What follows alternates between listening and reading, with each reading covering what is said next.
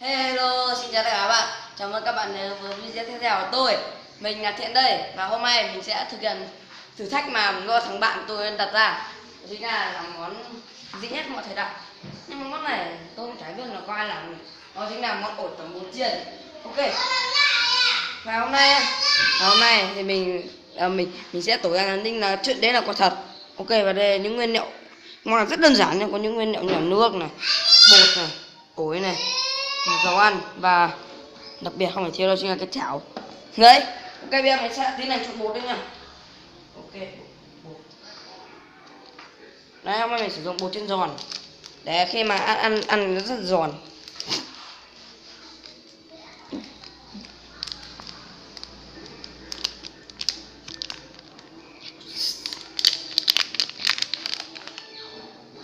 Các bạn cho vừa bột thôi đấy, chỉ thế này, ví dụ chỉ thế này thôi, nhưng mà tí nữa khi nào thiếu cho sau. Tiếp theo là các bạn sẽ đổ nước vào phóng đến khi nào mà nó gọi là sẵn sàng đấy rồi lại. Ok, mình sẽ đổ một ít nước vào trước đấy, thế này các bạn phóng đều lên, thế này được chưa được, đằng nào cũng phải thêm nữa mà, đằng nào phải thêm bột nữa mà. Mình sẽ khoáng nữa đi để cho nó nguấy. Thế là mình sẽ cho thêm bột nữa, bởi vì ổ trong này nó khá là ít, nó khá là to nên phải chuẩn bị nhiều bột.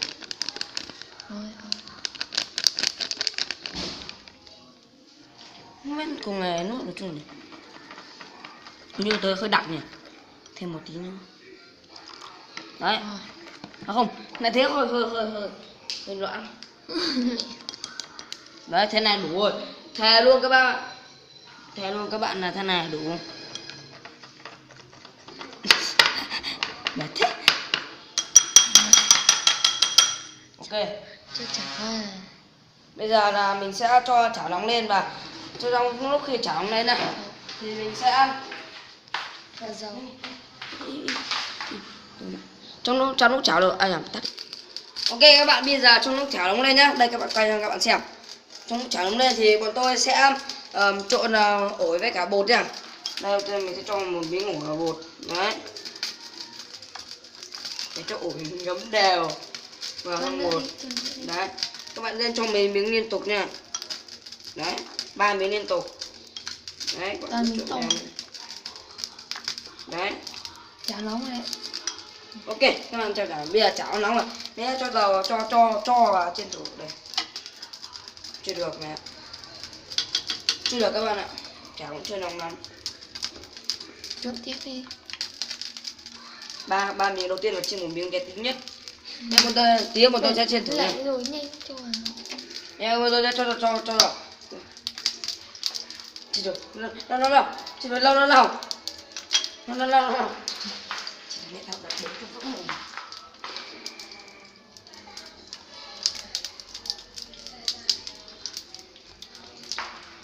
Hình như éo chiên được sao? Chiên được. Đây mình sẽ cho miếng thứ hai vào nhá. Miếng đầu tiên là ok rồi. Để cho chỉ ra nó bắn chết tao. Đấy, miếng thứ hai đã được cho vào. Ui, mẹ ơi cứu con. Khổ thế, chiên có mỗi một mấy miếng ổi mà. Ui, Bắn chết mẹ đúng rồi. năm mày đi tập thiếu liên không? Hả? Năm mày tập thiếu liên không? Thiếu liên gì? Tập thiếu liên này. Năm nay á? Ờ. Đã đến đâu? Nhưng mà mày có tập không? Có. Hiếu bảo là mấy bạn kia bảo là không tập. Em đừng cứ tập vào kệ. Tập ở đâu? Tập nhỏ cho mình ấy. Hiếu bảo không tập. Đảo đi. Ok, bây giờ mình sẽ lật này. Em sợ bột ít quá mày ạ. Chưa được. Noãn quá hay sao? Chưa. Noãn quá thì nó mới phải chấm ấy. Rồi, thế rồi. Quả này phải cho thêm nhiều bột ít. Thấm cái này vào bột này, thấm cái này vào bột này. Khoáng đều lên không? Đấy, ngấm vào. Miếng vào đây. Mang ta một đôi đũa thân lật. Thôi, mày rảnh mà. Tớ rảnh mà. Chưa được. Phải lật tao. Tao trộn bột, không sao. Cứ lật đi. Đấy, nó vàng rồi. Lật cái xuống. Ít bột chiên. Đấy, miếng này nhiều bột này. Nhỉ? Kinh đấy. Mình cho thêm vào nữa nè. Cho đi. Cứ quả này. Để ra là bột to quá. Mày cho mình to thế. Nào. Thế mày bảo mình cái to nhất thì để tao cắt, mình biết thế tao cắt mình bé bé hơn. Bé mới được nhiều.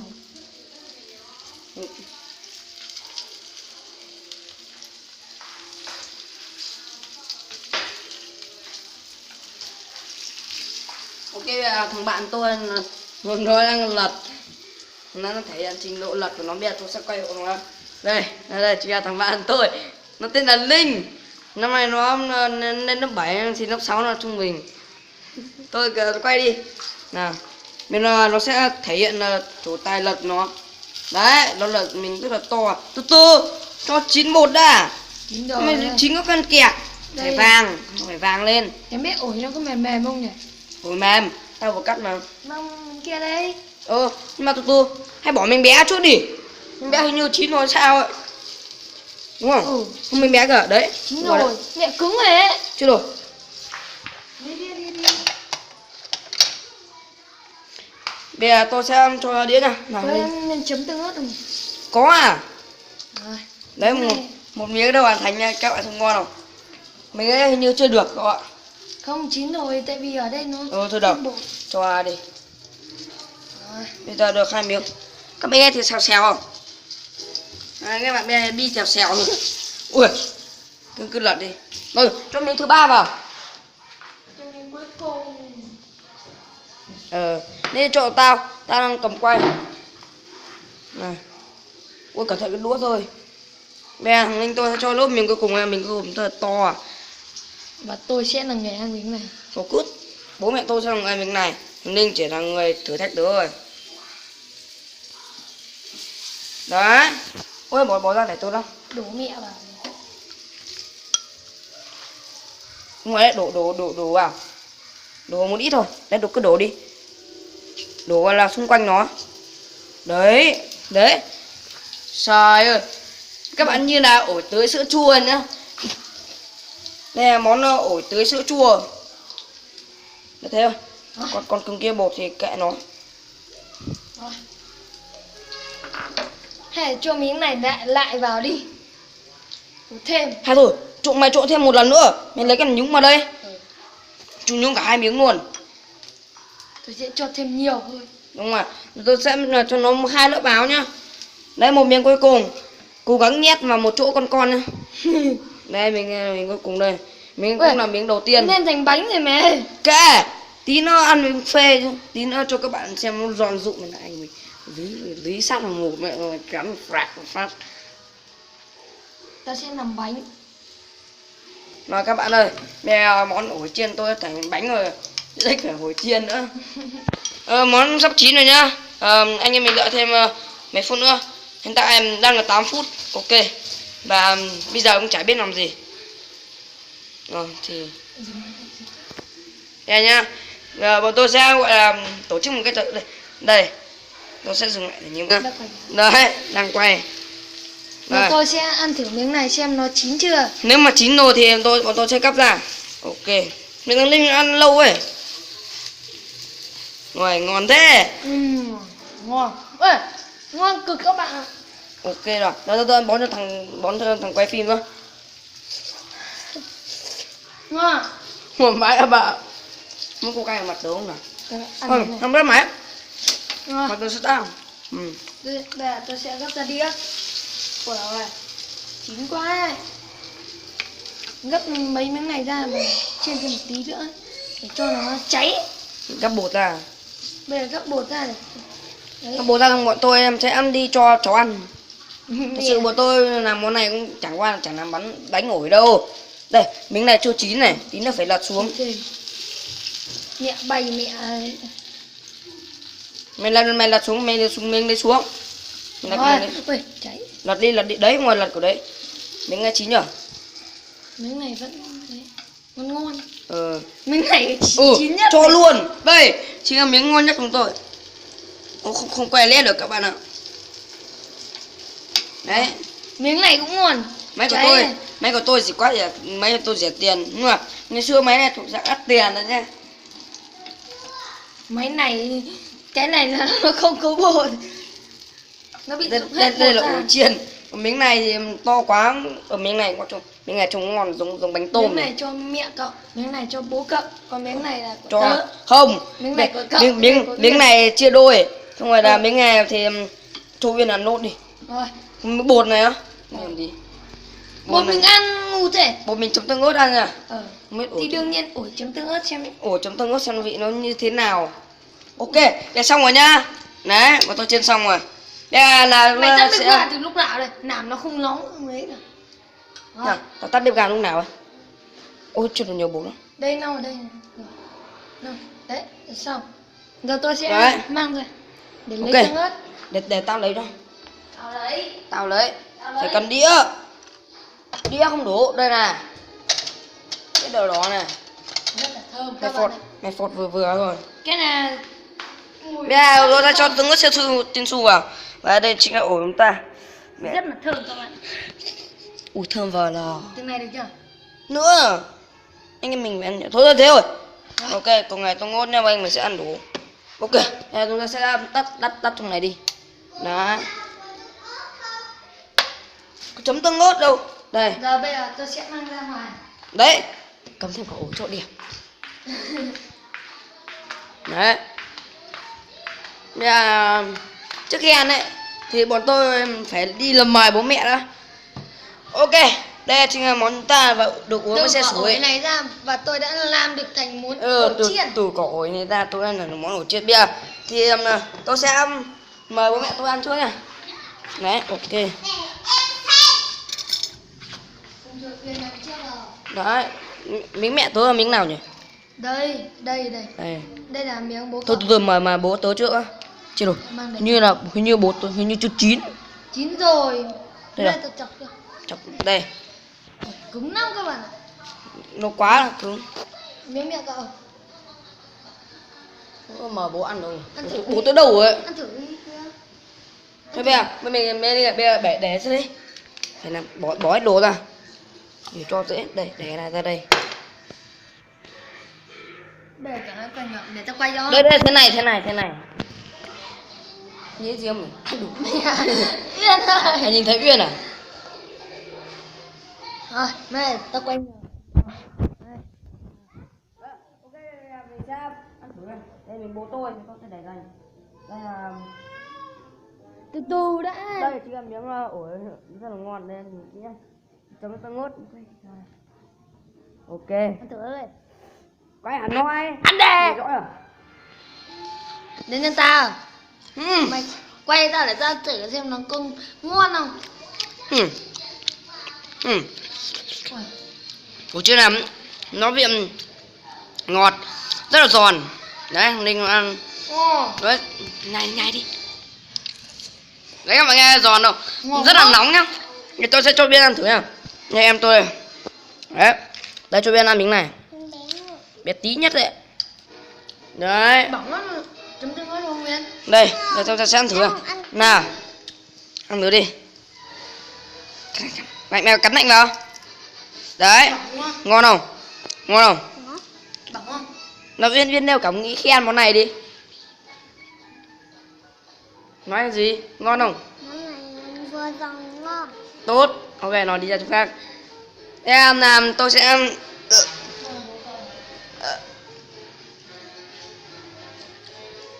chết rồi. Mẹ ơi, anh mình tôi vẫn ăn tiếp nha. Ok. Lại Uyên để lấy dĩa. Anh mình cầm luôn đi. Cầm luôn đi để tí đỡ rửa. Anh mình lấy dĩa nhựa chứ. Ngu gì? Tớ sẽ ăn bột chấm. Đây à. Cấm lắm, ăn ngon. Bây giờ chúng ta sẽ ăn thử bột chấm nhá. Ăn đủ ngon quá rồi, bây giờ sẽ ăn thử bột xem ngon như nào. Uyên để vào ăn cái kia rồi. Phải Uyên này mình to Anh này. để hôm nay ăn nha. Ngon lắm các bạn. Ăn bột nó thấy ngon hơn. Không, tôi thấy ổi nó ngon hơn bởi vì nó có vị ngọt. Nhưng mà nhìn này. Vui. Nhìn. Nhìn nhá. Này, giòn bột, giòn lắm ạ. Thằng chó. Mày để lại cho tao một tẹo. Nó ok. Mới đăng lên được không? Quá 15 phút rồi. Đấy. Về mang cho bố cậu ấy. Bây giờ mình sẽ mang một miếng này quá, miếng này của anh mình. Ôm mẹ của mẹ. Thôi mình làm mình cho bố đi.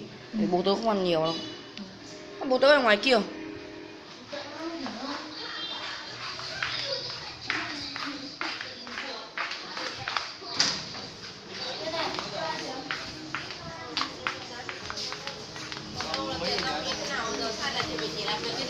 Bố ăn không bố?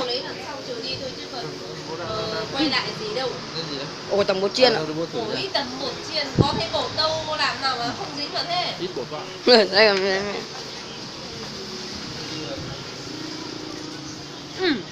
Ngon. Nè nó sẽ đem vào nha. Đưa ra kéo lại.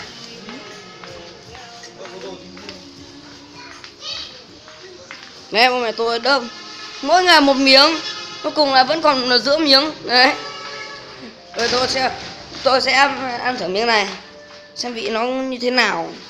Vừa ăn rồi bây giờ. Đi đây, miếng này không, miếng này ít bột rồi. Đây là miếng này ít bột này. Ngon. Mày cứ quay mặt mày đeo đó. Bây giờ tôi sẽ chấm ổi không với tương ớt. Không có tí bột nào luôn. Ngon mà. Ngon không? À. Cũng ngon. Cũng ngon. Bây giờ quật quá các bạn. Nha, và tôi sẽ ăn tiếp nha. Miếng này á thì tôi sẽ không để dành cho em tôi. Im. Tôi khát chưa bột cho mày. Đấy nói. Đây mà. Quay mặt mày. Đây á. Nè, mời bạn này. Nó vừa mở mà ăn. Nó. Này còn nhất rồi mẹ. Nó mất 2 miếng ổi. Tí nữa tôi sẽ ăn cái ổi Đây. nó chưa ấy. Đây là ổi chưa chiên và ổi chiên rồi. Các bạn thấy có sự khác biệt gì không? Tí chúng tôi sẽ ăn ổi chưa chiên. Này cầm lại. Ok rồi. Bây giờ tôi sẽ ăn. Lại thêm ăn thêm miếng bột nữa. Ai giòn phết nhỉ? Giòn lắm rồi. Bây giờ mà tôi sẽ cầm tay ăn, bây giờ không phải dùng dĩa nữa. Dùng dĩa nó hơi chán chán. Bây giờ sẽ ăn luôn cả miếng. Ê, không được món này. Tôi ăn rồi. Ngon. Nhanh nhỉ.